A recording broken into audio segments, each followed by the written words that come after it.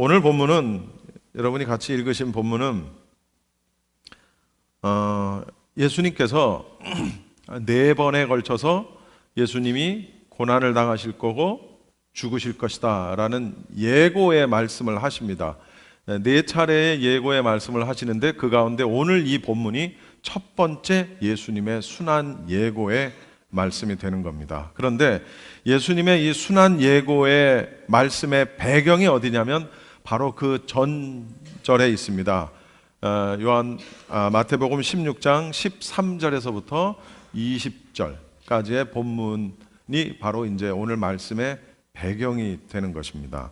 예수님께서는 제자들에게 사람들이 나를 누구라고 하더냐라고 이렇게 물으셨고, 이에 대해서 제자들의 답은 어떤 사람은 세례 요한이라고 하더이다, 어떤 사람은 엘리야라고 하던데요, 어떤 사람은 예레미야라고 하던데요, 또 어떤 사람은 선지자 중에 하나라고 하던데요, 이렇게 이제 답을 합니다. 예수님께서 제자들을 향해 그러면 너희는 나를 누구라고 하느냐 이렇게 물었더니, 이때 제자들 가운데 이 성미가 아주 급한 이 베드로가 대답도 참 빨리 합니다. 뭐라고 답했죠? 주는 그리스도시요 살아계신 하나님의 아들입니다 라고 딩동댕 아주 정답을 이야기를 합니다. 예수님은 이 베드로의 대답에 아주 굉장히 만족해 하셨고 이것은 네 스스로 안 것이 아니라 하나님 아버지께서 알게 하셨다라고 이렇게 말씀을 하십니다. 그러면서 예수님께서 이제 드디어 제자들에게 경고를 하시면서 말씀을 하시는데, 무슨 말씀을 하시냐면 내가 그리스도인 것을, 다시 말하면 내가 메시아인 것을 아무에게도 이르지 마라 라고 이렇게 경고하시면서 말씀을 하세요. 그러면서 이제 그 뒤에 오늘 본문을 말씀하시는 거예요. 내가 이제 고난을 당할 것이고 죽을 것이고 그 다음 사흘 만에 3일 만에 다시 살아날 것이다 라는 것을 예언을 하시게 되는 겁니다. 그게 이제 오늘 읽으신 본문이에요. 21절에 보면 예수 그리스도께서 자기가 예루살렘에 올라가서 장로들과 대제사장들과 서기관들에게 많은 고난을 받고 죽임을 당하고 제3일에 살아나야 할 것을 제자들에게 비로소 나타내시니, 이때로부터, 언제로부터? 예수님이 제자들에게 너희는 나를 누구라 하느냐라는 질문에 대한 대답을 들은 다음에 이렇게 이제 말씀을 하시는 겁니다. 여러분, 바른 신앙을 가진 자만이 예수님의 사역의 본질을 이해할 수 있다는 거예요. 할렐루야. 이게 무슨 얘기냐면, 십자가의 도는 믿지 아니하는 자에게는 무엇이라고요? 대단히 미련한 거예요. 어리석은 거예요. 미련한 거예요. 분명히 성경에 나와 있어요. 십자가의 도는 믿지 아니하는 자들에게는 미련한 거라고요. 그러니까 그 얘기는 무슨 얘기냐? 십자가의 도를 깨닫고 그 십자가의 도가 내 것이 되기 위해서는 바른 신앙을 가지고 있지 않으면 안 된다는 거예요. 그래서 이제 예수님이 그걸 물어보셨던 거예요. 그런데 여기서 중요한 게 또 뭐 있냐면, 예수님이 고난을 당하실 텐데, 예루살렘에 올라가서 고난을 당하실 텐데, 그 예수님을 고난에 빠뜨리는 주체가 누구냐면 장로들과 대제사장들과 서기관들이다 라고 이렇게 아주 콕 집어서 말씀하세요. 뭉뚱그려서 말씀하시지 않았어요. 내가 예루살렘에 올라가면 많은 이들에게 고난을 받을 것이다, 이스라엘 백성들에게 고난을 받을 것이다, 이렇게 뭉뚱그려 말씀하지 않으시고 아주 콕 집어서 말씀을 하셨어요. 누구예요 이 사람들이? 유대의 종교 지도자들이에요. 종교 지도자들에게 의해서 고난을 받으실 것이다 라는 겁니다. 여러분, 오늘날 우리 교회가 세상 사람들로부터 욕먹는 이유가 있죠. 근데 그 이유의 출발, 그리고 그 이유의 대부분은 지도자들이라는 사실을 우리는 알아야 합니다. 여러분이 아실 필요는 없죠. 제가 알아야 되겠죠. 희한하죠? 여러분, 종교 지도자, 우리 기독교 목사, 이런 사람들이, 목사, 전도사, 선교사, 이런 종교 지도자들, 기독교 지도자들이 성도들보다 많아요? 당연히 적지. 성도들이 훨씬 많지. 그런데 그 교회가 욕을 먹게 하는 데는 성도들의 역할보다는 교회 지도자들의 역할이 훨씬 더 크다는 거예요. 이게 참, 그러니까 저 같은 목사, 그러니까 너도 목사냐? 이런 것들이 얘기가 나오는 거죠. 그래서 이런 목사나 이런 지도자들은 끊임없이 내 자신을 말씀에 비춰야 하고, 그리고 성도들은 무엇을 해야 되냐면 잘못된 종교 지도자들을 경계해야 된다라는 겁니다. 참 희한하죠? 성도들을 불러 앞에 앉혀놓고 딸이 엄마의 따귀를 때리게 하고 엄마가 딸의 따귀를 때리게 하는데도 거기 앉아서 예배를 해요. 참 이상한 일이에요.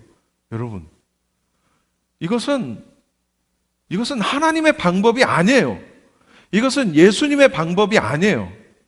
물론 예수님도 지난 얼마 전에 설교했잖아요. 예루살렘에 상을 엎으시고 의로운 분노를 내셨지만 그건 그야말로 하나님의 전을 더럽힌 데 대한 분노였지, 이렇게 엄마가 딸의 혹은 딸이 엄마의 따귀를 때리는 그런, 이건 아니에요. 그런데 거기 가서 예배하고 그에게 좋아하려는 사람이 있다는 거예요. 그러니까 잘못된 종교 지도자들, 기독교 지도자들도 문제지만 그걸 인지하지 못하고 그들의 어떤 그런 행위에 노란하는 성도들도 본인들 책임이 있다는 거예요.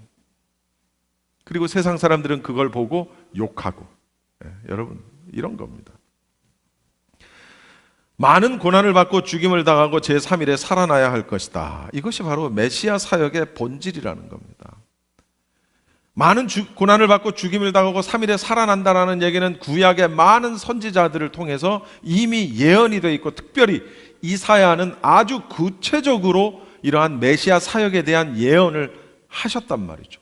이들도 다 이걸 알고 있었을 거예요.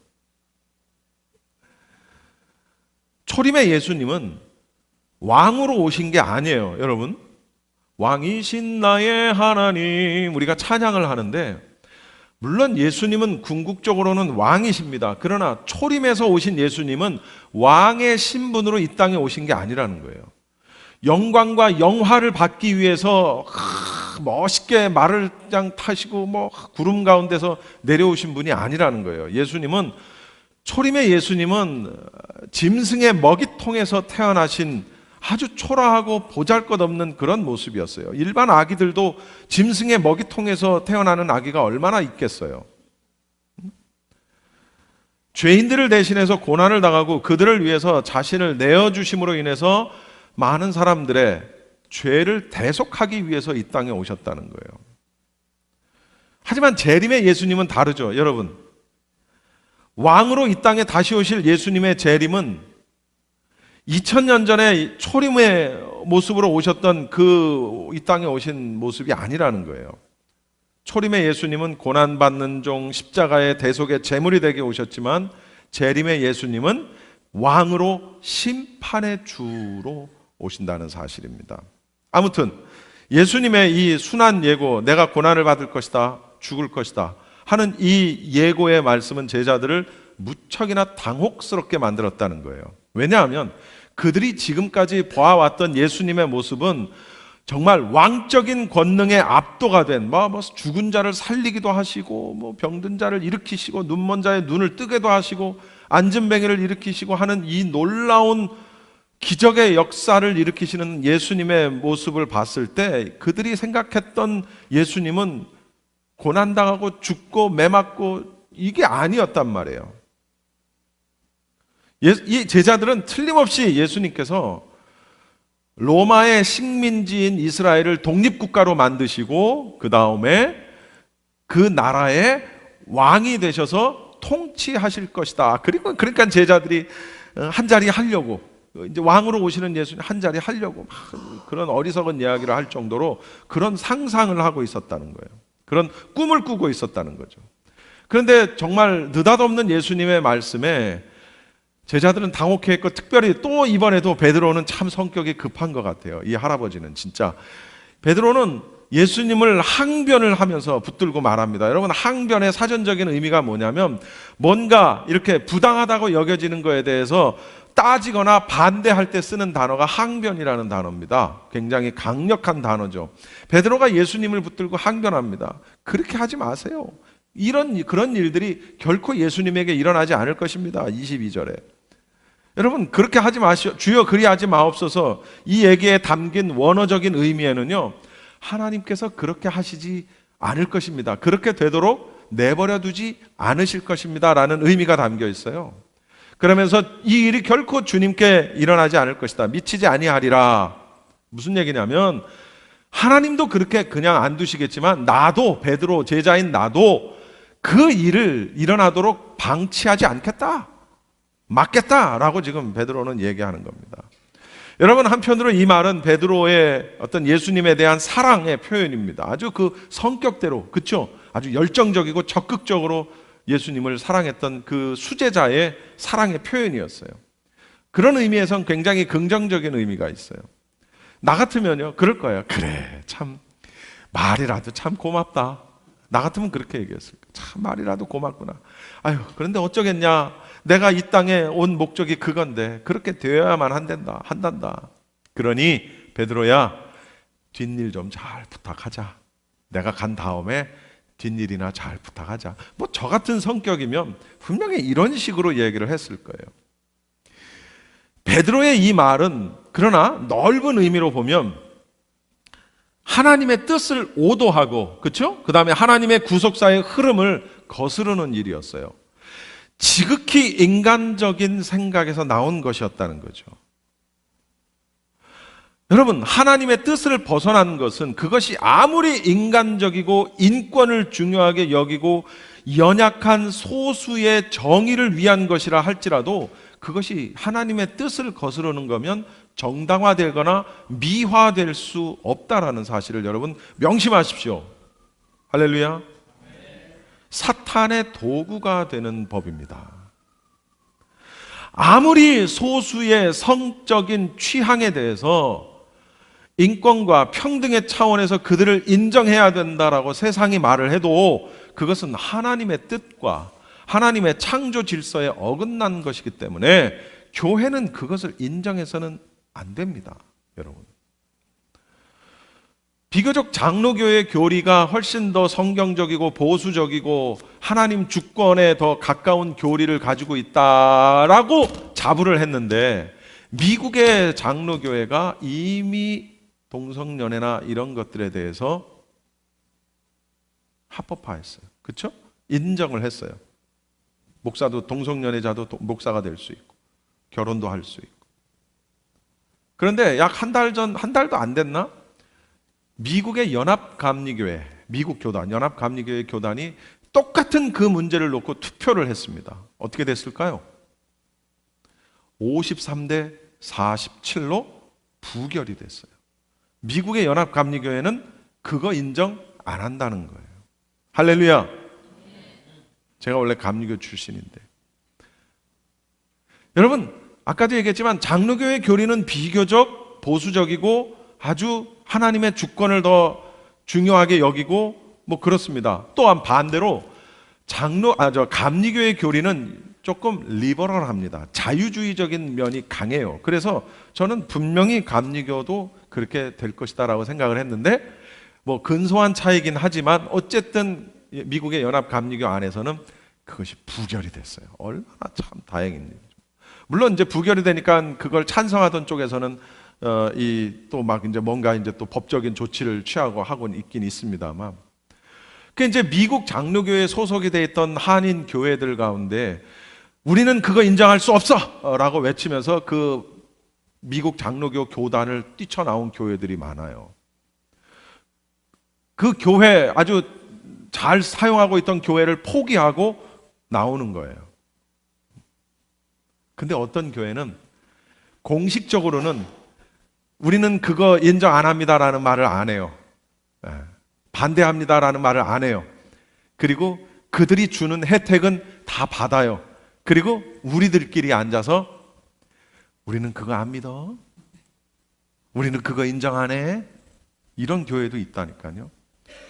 여러분, 제가 오늘 일부 시간에 그 얘기를 했더니 레이첼 차집사님이 아주 정확한 말씀을 하셨어. 목사님, 그거 양다리 아니에요? 딱 그러시더라고요. 생각해 보니까 그거 양다리일 수도 있겠다. 공식적으로는 우리는 반대합니다라는 말 안 해. 그리고 교단이 주는 혜택은 다 받아. 그리고 비공식적으로 내부적으로는 우리는 그거 반대한다 이러고 우리들끼리 조그만한 소리로. 그거 양다리 아니에요? 그 양다리인가?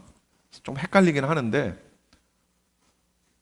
어쨌든 인정 안 한다고 우리들끼리는 얘기를 했지만 공식적으로는 우린 반대요라는 의사 표명을 안 했어요. 하나님이 어떻게 받아들이실지 난 잘 모르겠어요.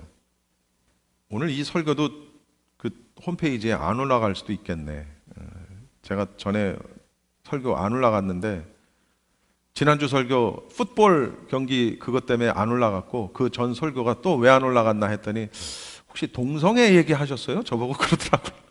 어떤 단어나 어떤 저기가 딱 캐치가 되면 딱 차단을 해버린대요. 어쩌면 내 설교 또 안 올라갈지도 몰라. 오늘 유튜브에서는 올라갈 수 있어요. 우리 홈페이지에는 안 올라와요. 만약에 안 올라온다면. 자, 여러분 무슨 얘기냐? 어떠한 것들이, 잘 들으세요, 어떠한 것들이 굉장히 인간적이고 인격적이고 인권적이고 자유와 평등을 수호하는 것이고 사랑과 평화를 나타내는 것이라 할지라도 그것이 하나님의 뜻에 어긋나는 것이면 정당화될 수 없고 미화될 수 없고 교회 안에서 그것을 용납해서는 안 된다는 사실을 우리는 명심해야 합니다. 할렐루야. 예. 분명한 기준이 있어야 돼요. 아닌 건 아닌 거예요. 물론 여러분 그들도 하나님 사랑을 받아야 하고 구원을 받아야 돼요. 그러니까 우리가 그들을 돌로 쳐 죽이자 아니에요. 그런 분들을 위해서 기도하고 할 수만 있다면 주변에 그런 분들을 위해 기도하고 권면하고 제대로 돌아올 수 있도록 우리가 옆에서 돕고 그렇게 해야 되는 거예요. 여러분. 그러나 그것을 법적으로 용인해서 목사도 동성연애자가 목사 될 수 있다? 뭐 하는 사람이, 미국에서는 여러분 아실런가 모르겠지만 정말 신앙 좋은 성도들 가운데 동성애자들에게는 결혼식 케이크를 팔지 않겠다. 결혼식 꽃꽂이를 우리는 하지 않는다. 이렇게 했다가 수당하는 사람들이 얼마나 많은 줄 아세요?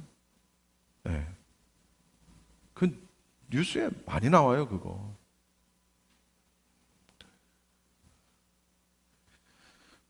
아무리 인권과 평등의 차원에서 인정되어진다라고 말을 해도 세상이 말을 해도 하나님의 뜻이 아니면 아닌 거예요. 23절에 예수님께서 말씀하시는 거예요, 베드로에게. 사탄아, 내 뒤로 물러가라. 여러분, 광야에서 시험 받으실 때 사탄을 물리치실 때 하신 말씀하고 똑같아요. 하나님의 뜻인 예수님의 그 순환, 고난, 십자가, 그걸 막는 처사는 사탄의 소행이라는 거예요. 무슨 얘기냐? 사탄은 마치 십자가가 없는 기독교가 존재할 수 있다라는 것처럼 속삭이고 있는 거예요. 물론 베드로가 사탄은 아니죠.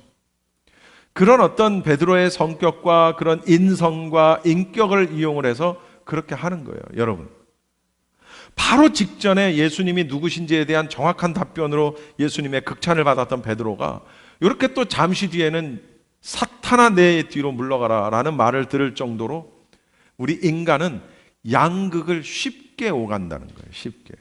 연약한 존재예요. 조금 전까진 기쁘고 은혜 받은 것 같고 좋았는데 조금 지나니까 내가 은혜를 받고 있나? 어제까지는 은혜로웠는데 내일 갑자기 일어나니까 뭐 이렇게 인생이 이러냐? 그럴 수 있어요. 네. 그게 우리예요. 끊임없이 우리를 유혹하고 넘어뜨리려고 하는 게 사탄이란 말이에요. 사탄이 뿅 나타나서 이렇게 하는 그런 경우도 뭐 있을 수 있을런지 모르겠지만 대부분은 우리의 생각과 우리의 마음을, 그래서 우리가 여러분 성령이 충만한 것이 왜 중요하냐면 우리 안에 성령이 충만하지 않으면 우리의 생각과 마음을 누가 조정해? 사탄이 조정하는 거예요. 그런데 우리의 마음에 성령이 충만하고 말씀으로 가득 차 있으면 사탄이 우리의 틈새를 비지고 들어올 때 사탄아 물러가라 라고 말할 수 있는 그 마음이 우리 안에 있는 거예요. 우울해지네? 아니지, 이건 아니지. 어떤 사람이 말을 했는데 그것이 마음에 상처가 돼 막 화가 날라 그래? 이건 아니지, 이건 아니지, 이러면 안 되지. 여러분, 예수님은 이러한 베드로에 대해서 사탄아 내 뒤로 물러가라 라고 말씀을 하신 다음에 진정한 제자도에 대해서 이제 말씀을 하시는데요, 24절에 보면 예수님께서 제자들에게 이르시되, 시작, 누구든지 나를 따라오려거든 자기를 부인하고 자기 십자가를 지고 나를 따를 것이니라. 네, 자 여러분, 마치 유언과 같이 압축적이면서도 가장 중요한 교훈이에요. 이건 예수님의 제자들에게만 해당되는 제자도가 아니에요. 오늘날 우리에게도 해당이 되는 제자도라는 걸 우리는 알아야 돼요. 세 가지를 말씀하세요. 뭐죠? 첫째, 자기를 부인하고, 둘째, 자기 십자가를 지고, 세 번째, 예수님을 따르자. 자기를 부인한다는 건 무슨 얘기냐면 이런 겁니다. 타락한 우리의 육신의 본성을 쫓아가는 것이 우리의 본성이에요. 우리의 어떤 전적으로 부패한 우리의 모습이에요. 나는 이렇게 하고 싶고, 나는 저렇게 하고 싶고 하는 그런 어떤, 성공하고 싶고, 나는 돈 많이 벌고 싶고, 나는 뭘 하고 싶고 하는 그런 본성을 말씀으로 이겨내는 걸 얘기하는 겁니다. 그러니까 내가 하고 싶은 대로 하는 걸 내가 하고 싶은 대로 하지 않게 만드는 게 자기 부인이에요. 근데 그걸 무엇으로 나를 억누르냐면 말씀으로. 그래서 육신을 따라 사는 삶과 영으로 육신의 행실을 죽이며 사는 삶이 다르다는 거예요. 영으로서 육신의 행실을, 생각과 행실을 죽이며 사는 걸 자기를 부인한다라고 얘기하는 겁니다. 두 번째로 자기 십자가를 진다? 자기 십자가를 진다. 이건 뭐냐면 조금 더 자기를 부인하는 것보다는 훨씬 더 적극적인 건데요. 무슨 얘기냐면 복음을 위해서 내 자신이 희생되는 걸 얘기합니다. 또 다른 말로는 희생이라는 말이 너무 크다면 복음을 위해서 내가 손해보는 걸 얘기하는 거예요. 그러니까 여러분 아이고 내가 내 십자가를 지고 간다는 얘기를 아무 때나 갖다 붙이면 안 된다니까. 돈 때문에 부부싸움을 해놓고서는 부인이 남편하고 막 이 왼수 막 싸워놓고 돌아서 가지고 그래 저 왼수가 내 십자가지. 아니요, 십자가 그건 쥐들끼리 그냥 싸운 거지. 응? 그게 십자가가 아니라고. 여러분 누구랑 싸워가지고 폭력 행위를 저질러서 교도소에 잡혀가서 철장 신세를 졌는데 주님이 주신 십자가를 지고, 그건 쥐가 싸워서 교도소에 들어간 거지 무슨 그게 십자가냐고.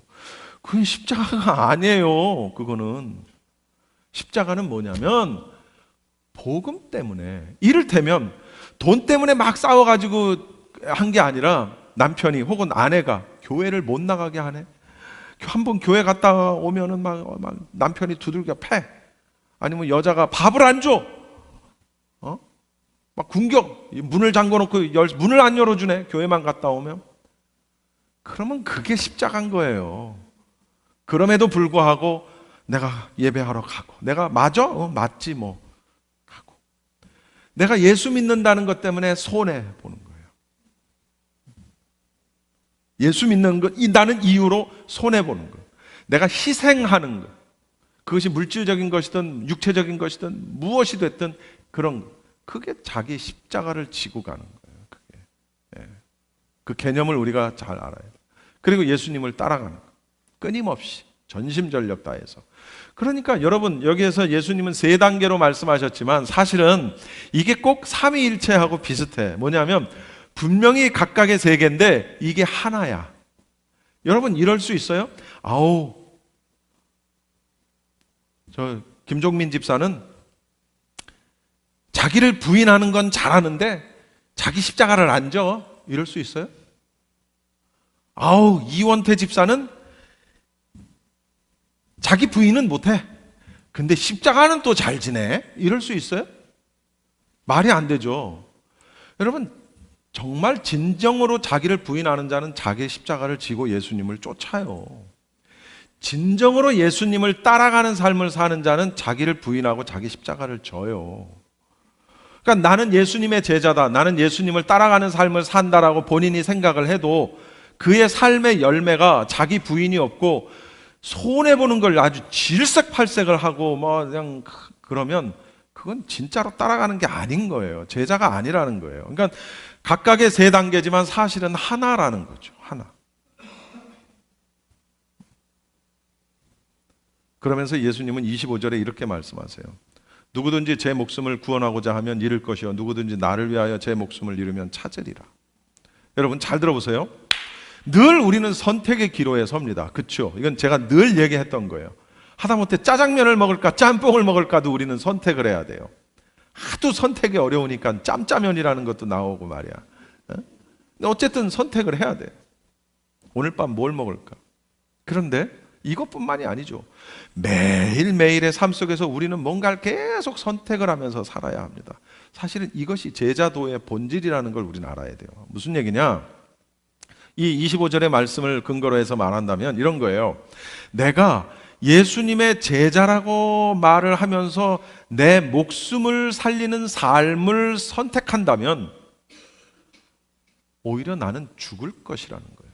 반대로 예수님을 위하여 내가 나를 부인하고 내 십자가를 지고 예수님을 따라가는 삶을 내가 선택을 한다면 나의 모든 것을 다 버렸는데도 불구하고 나는 생명을 얻는다는 거예요. 할렐루야. 이것이 선택이에요. 그러니까 진정한 제자도는 선택에 있다는 거죠. 선택. 그러니까 제가 얘기했잖아요. 선택이라는 점을 쿡쿡쿡쿡 찍으면 나중에 그게 여러분 선이라는 게 결국은 점이잖아요.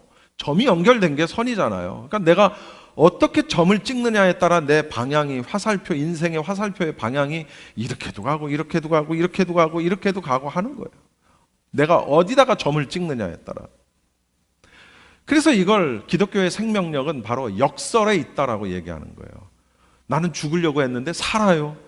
나는 살려고 했는데 죽어요. 이게 기독교의 역설이라는 거예요. 나를 부인하고 내 십자가를 지는 일은 분명히 내가 죽는 일이에요. 그렇죠? 나를 포기하는 일이에요. 근데 내가 산다는 거예요. 그렇게 하면. 나는 내가 예수를 따른다라고 하면서도 여전히 내가 손해보는 거 싫어하고 희생하는 거 싫어하고 매 맞는 거 싫어하고 내 욕심대로 내가 먹고 싶으면 먹고 하고 싶으면 하고 이렇게 하고 싶으면 그러니까 내 몸이 원하는 대로 하는 삶을 사는 그런 삶은 결국은 사는 것 같지만 나중에는 죽는다. 그걸 온천하를 얻고도 목숨을 잃으면 무슨 소용이 있느냐. 26절의 말씀인가요? 맞죠? 세상의 모든 것을 다 얻고도 목숨을 잃으면 영생을 얻지 못하면 도대체 무슨 유익이 있겠느냐라는 거예요. 온천하는 중요하지 않다는 거예요. 잘 먹고 잘 사는 것도 사실은 그렇게 썩 중요한 건 아니라는 거예요. 왜냐하면 27절 같이 읽어봅시다. 시작. 인자가 하나 아버지의 영광으로 그 천사들과 함께 오리니 그때에 각 사람이 행한 대로 갚으리라. 여러분 잘 보세요. 제가 여쭤볼게요. 여러분 재림을 기다리십니까? 예수님의 재림을 기다리세요? 아멘 하신 분들에게 다시 묻습니다. 예수님의 재림을 왜 기다리십니까? 여러분 예수님이 오셔야 우리에게 주어진 구원의 약속들이 성취가 되기 때문에 그래요.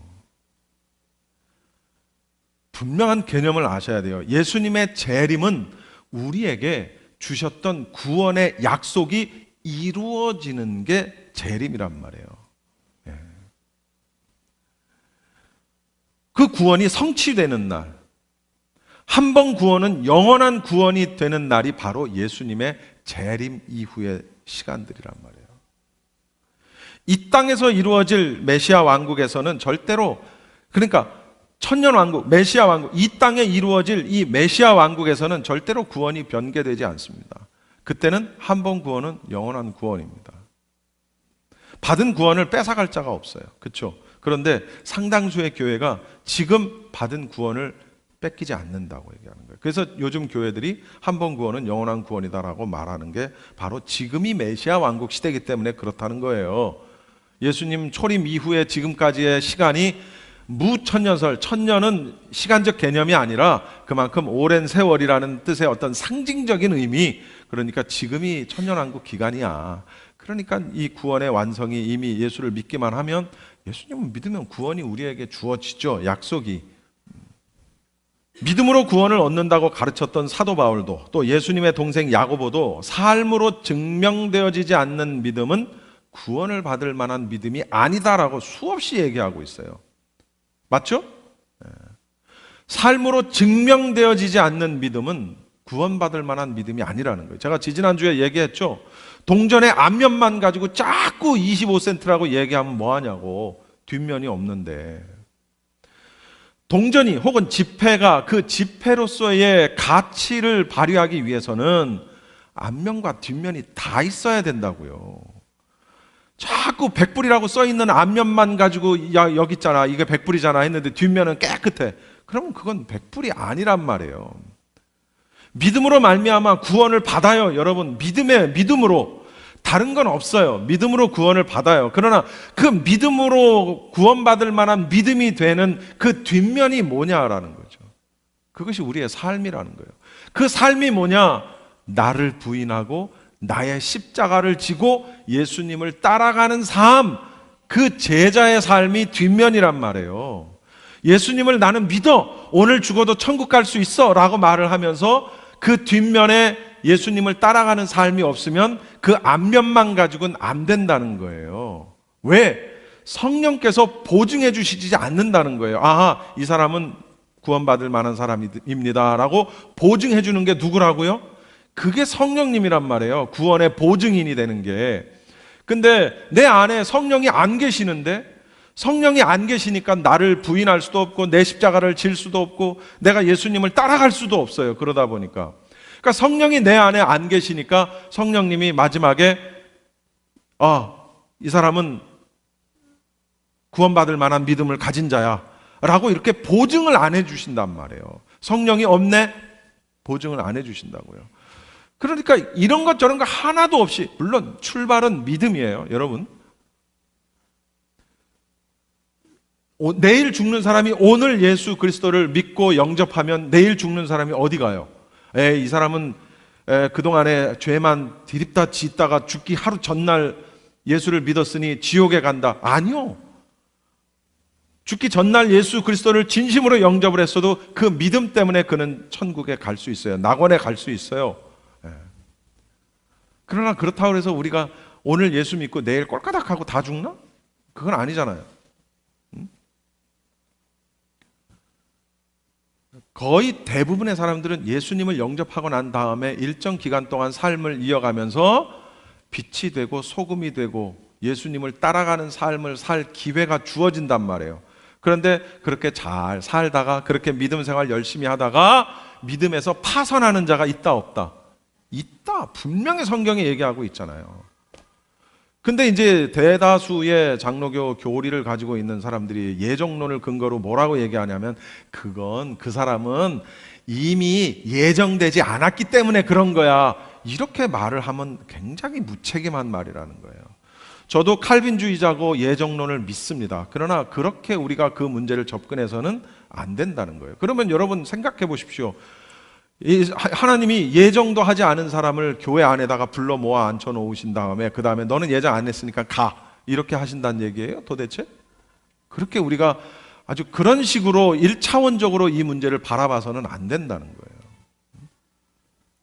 여러분, 그래서 요한계시록을 공부하는 것이 굉장히 중요합니다.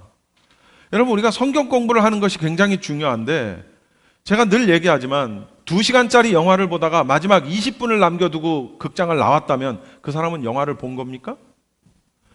100페이지짜리 소설책을 읽다가 마지막 10페이지, 20페이지 되는 분량을 안 읽고 소설책을 덮어버리면 그 사람은 그 소설책을 읽은 걸까요? 아니죠. 결론을 모르는데. 그러면 이제 결과를 모르니까 물어볼 수밖에 없어. 그 영화의 끝이 어떻게 된다. 로맨틱 소설책을 읽다가 야, 그 여자 결혼했냐 안 했냐?